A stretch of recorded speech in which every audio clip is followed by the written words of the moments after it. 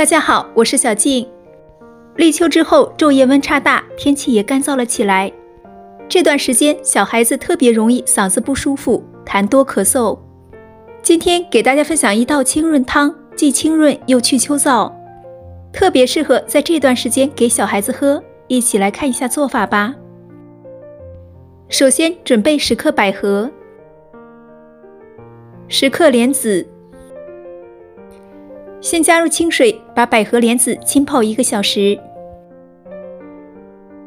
接下来再准备1小块精肉，把它切成小块。如果家里小孩子不喜欢喝肉汤的话，也可以选择不放肉。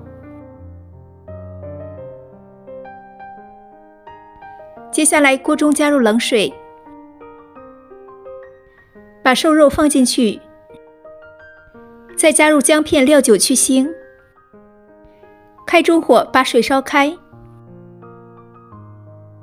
水开之后把浮沫撇掉，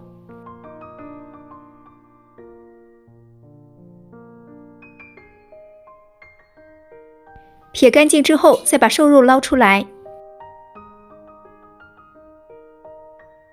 捞出来的瘦肉直接放进炖盅里。1个小时之后，莲子和百合就泡发好了。把泡发好的莲子和百合换清水清洗干净。莲子和百合都是我们日常生活中非常好的保养品，尤其到了秋冬季节，正是我们吃百合的季节。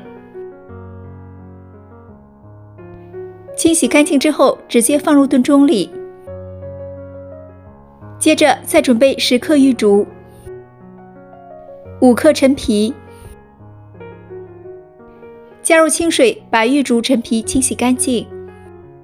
玉竹有非常好的清润作用，陈皮我们并不陌生，一般都用来泡水喝。清洗干净之后，直接放入炖盅里。接下来炖盅里加入适量的清水，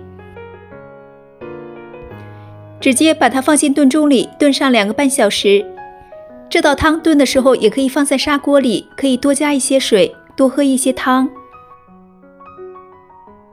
2个半小时之后，这道清润汤就做好了。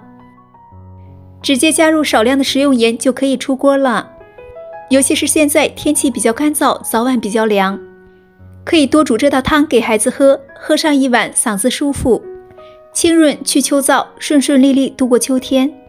妈妈们记得收藏起来试一下。好了，今天的视频就分享到这里了，觉得我的视频有帮助的，可以转发给身边的朋友家人。我们下期见，拜拜。